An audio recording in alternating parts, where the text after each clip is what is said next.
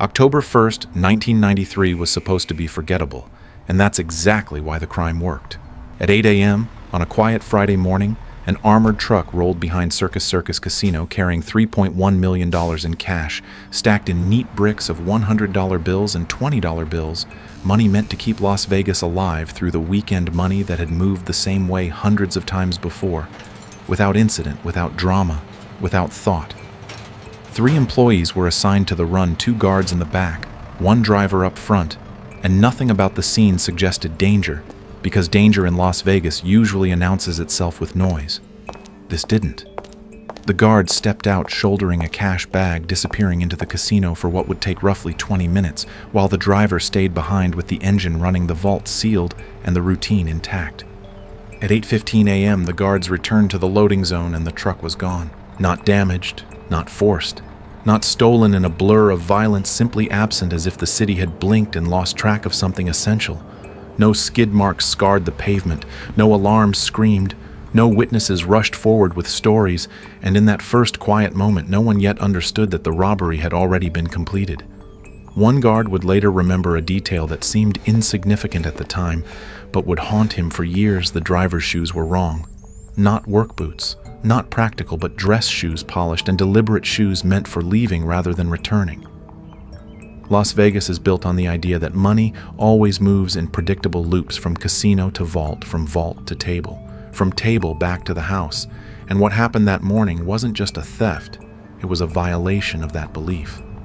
The most unsettling part wasn't the missing $3. 1 million.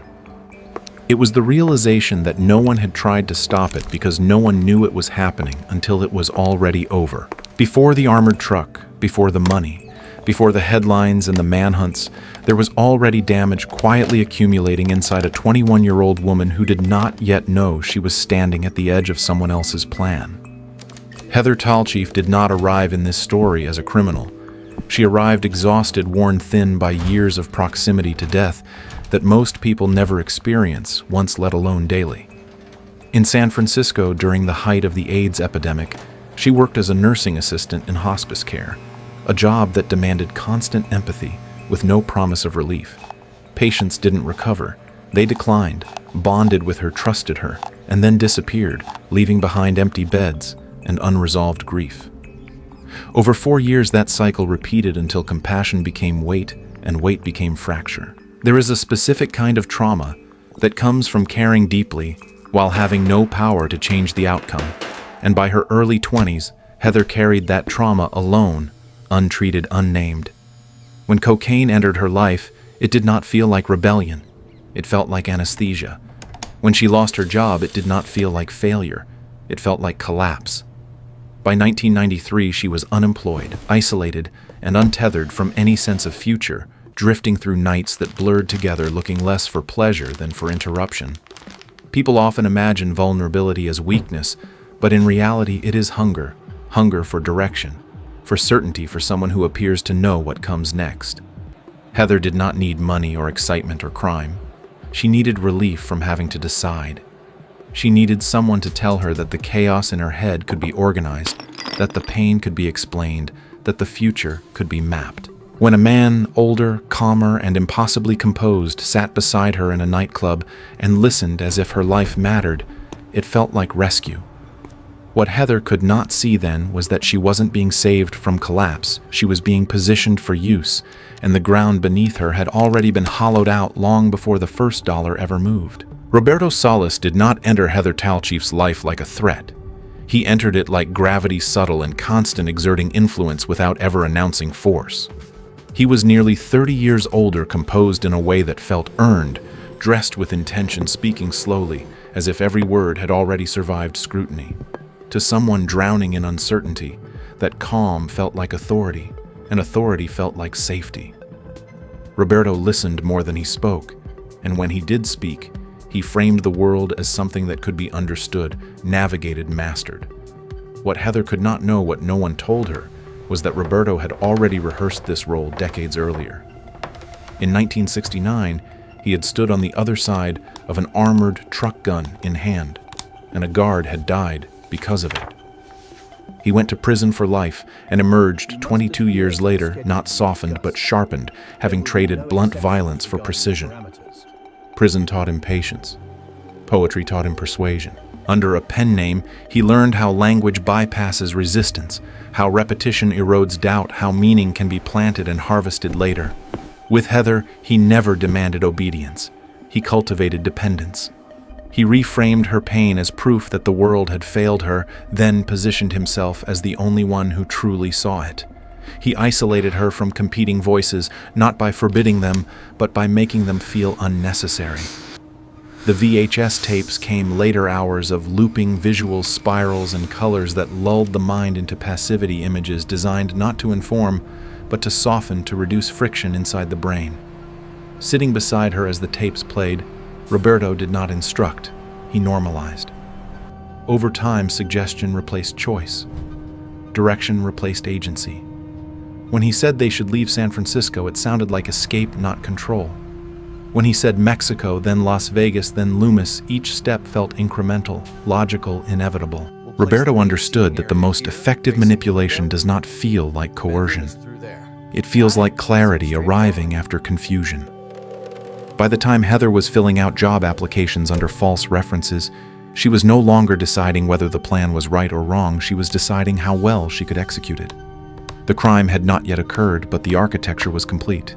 The most dangerous part of the story was already over, and no one, including Heather herself, recognized that the real theft had begun long before the money ever moved. The crime that followed did not announce itself with violence or chaos. It unfolded through obedience routine and the quiet confidence of a system convinced it was safe. Roberto understood that modern theft rarely requires force. It requires access, and access is granted most easily to those who appear harmless. Heather applied to Loomis armored with a fabricated reference and a calm demeanor that raised no alarms. There was no deep background check, no suspicion that a young woman with no record could be anything other than what she seemed. She learned the job quickly, followed procedure precisely, and earned trust not by brilliance, but by reliability. In a system built on repetition, reliability is invisibility. Within 6 weeks, she was promoted to high-value ATM runs, the kind that carried millions in cash and relied almost entirely on protocol rather than supervision. Alone in the driver's seat, she became the least scrutinized variable in a machine that assumed loyalty by default. Roberto rehearsed the escape until it lived in her body rather than her thoughts. Every turn memorized, every landmark fixed, the route repeated until hesitation was erased.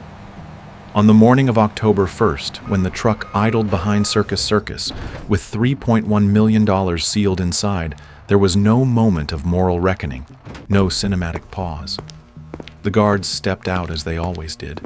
The engine hummed, time passed, and then Heather shifted into drive. There was no rush of triumph, only the calm execution of something already decided. She followed the route exactly as trained. Left turn, right turn, warehouse door, a sign reading, "Armored car servicing, waiting like a promise kept." Roberto stood there, not celebrating, not smiling already, thinking several steps ahead. The transfer of the cash was efficient, almost clinical. Boxes, loaded, doors closed, the truck abandoned, not as evidence of a crime, but as a discarded tool. Less than 30 minutes after it began, the theft was complete. What made it extraordinary was not its scale, but its silence. No one fought, no one chased, no one knew to intervene. The system had been exploited at its weakest point, trust, operating on autopilot. By the time anyone realized something was wrong, the money was already miles away, and the most unsettling truth had settled in: the perfect crime hadn't required breaking the rules, only following them once too often, and then breaking away exactly once. The moment the guards realized the truck wasn't coming back, the city's rhythm faltered just slightly at first, like a skipped heartbeat. Las Vegas is built on controlled movement, money in, money out, and when an armored truck fails to complete its loop, the assumption of order collapses fast. Calls went out, supervisors alerted, local police notified, and within hours, the FBI took control. Because this wasn't just missing cash. It was a breach of confidence at the center of a system that depends on predictability. Investigators began where they always do, expecting to find pressure points, forced doors, surveillance gaps, accomplices, a trail of panic. Instead, they found absence. No violence, no struggle, no obvious mistake. Heather Tallchief's profile didn't fit the narrative they were trained to pursue. No criminal record, no history of aggression, no signs of desperation that usually precede a multi-million-dollar theft. Then Roberto Solis surfaced in the background, and the case darkened. The past snapped into focus, revealing a pattern refined rather than abandoned, a man who had once failed violently and returned quietly smarter. The search widened. Airports, border crossings, rental records, private charters, a wheelchair-bound elderly woman boarding a plane, a doctor pushing her calmly through a private terminal. By the time witnesses realized what they'd seen, the trail had already split, zigzagging across states and then oceans each turn, designed to confuse rather than escape. Heather's face appeared on posters and television screens, recast as a dangerous fugitive, one of the few women ever elevated to that level of national attention, while the man believed to be the architect slipped further into shadow. As days turned to weeks, the investigation expanded and thinned at the same time, spreading outward while losing resolution. The money vanished. Roberto vanished. What remained was a growing unease inside the case files, the recognition that the theft hadn't overwhelmed the system. It had outpaced it, moving faster than authority could react. The city woke up fully then, but by the time it did, the bleeding had already stopped, leaving behind only questions and a silence investigators couldn't fill. Escape did not feel like freedom. It felt like vigilance stretched thin over years. Living on the run demanded a constant awareness of exits, accents, paperwork, and silence, a life calibrated to avoid patterns that could be noticed or remembered. In Amsterdam, Heather lived under borrowed names and cash wages, cleaning rooms that belonged to other people's ordinary lives, returning each night to a small space where nothing could accumulate because permanence was a risk. When her son was born, the world briefly narrowed to something manageable: feedings, school schedules, the quiet rituals of care, and for a moment she believed that stability could be built from repetition alone. But stability requires honesty, and honesty was the one thing she could not afford. Roberto remained present without being there, controlling from a distance, paranoid, extracting compliance with the same calm insistence that had shaped everything before. Then, without warning, he disappeared. No explanation. No contact. No remorse. He took the money and left behind a life that had been arranged entirely around his gravity. Heather was left to absorb the consequences alone, raising a child inside a lie that grew heavier as it aged.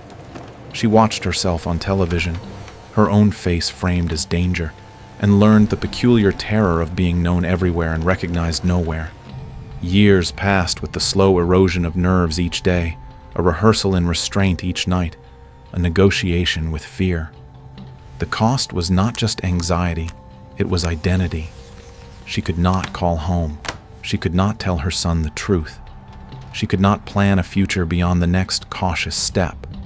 Survival became a closed circuit, exhausting and empty, until it no longer felt like survival at all. Eventually, the realization arrived without drama. Living without a name, without agency, without an end date, was its own kind of sentence, and it was longer than any prison term she might face. In September 2005, Heather Tallchief walked back into the light, without being chased, without being discovered, without the drama that usually accompanies the end of a long manhunt. She entered a U.S. Marshal's office in Las Vegas with an attorney, and a sentence already forming in her mind, not as an act of defiance, but of exhaustion. 12 years of vigilance had drained whatever illusion of freedom remained. Every day required calculation. Every conversation carried risk. Every future plan dissolved under the weight of secrecy. Surrender was not a plea for mercy. It was a decision to stop pretending that escape had ever delivered safety. In court, two truths collided. The defense described a young woman shaped and steered by psychological coercion, her autonomy eroded long before the crime itself. The prosecution spoke of responsibility of choices made and consequences owed. The judge did not offer absolution or condemnation, only resolution. Heather pled guilty, accepted a sentence of 5 years and 1 month, and agreed to nearly $3 million in restitution she would never realistically repay. There was no appeal, no attempt to rewrite the past. For the first time since she was 21, the boundaries of her life were clear, defined by walls instead of fear. Prison, she would later say, was not the loss of freedom people imagine. It was the end of running. Accountability did not undo the damage, but it closed the loop. The story could finally stop moving forward without her consent. The money was never recovered, and the man who designed the crime vanished so completely that even his absence began to feel intentional. What remained was not closure, but residue the kind stories leave behind when they expose something larger than the people involved. This was never just a heist. It was a demonstration of how trust functions as infrastructure, how systems built on routine can be breached without force, and how power can be exercised quietly through psychology rather than weapons. The $3.1 million mattered less than what its disappearance revealed, that the most effective crimes often look indistinguishable from normal life while they are happening. For law enforcement, the case changed procedures, tightened oversight, and hardened assumptions.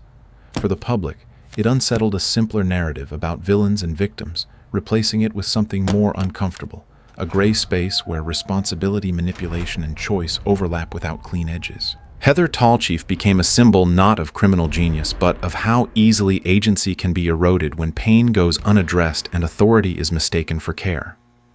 In self-help communities, the story endures for a different reason.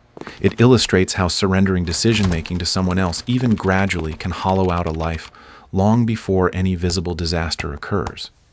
The lesson is not about crime. It is about boundaries, autonomy, and the danger of letting relief replace judgment. Decades later, the case still circulates because it refuses to resolve neatly. There is no triumphant ending, no recovered fortune, no captured mastermind. There is only a quiet morning, a missing truck, and a realization that the most lasting damage was not financial. It was the understanding that freedom once outsourced is far harder to reclaim than money, and that sometimes the smallest details, like a pair of shoes worn to the wrong place, are all that history leaves us to remember how it happened. In the end, this story isn't about a missing truck or stolen money. It's about how easily trust can be misplaced, how authority can feel like safety when we're most vulnerable, and how giving up our own judgment, even slowly, can lead us somewhere we never intended to go. Crimes like this don't always begin with bad intentions. They begin with unanswered pain and the wrong person offering answers. If this story made you think differently about power, choice, or responsibility, take a moment to share it with someone who might need that reminder. And if you want more deeply reported cinematic true crime stories like this one, hit like, subscribe to the channel, and stay with us, because the most important lessons are often hidden inside the quietest crimes.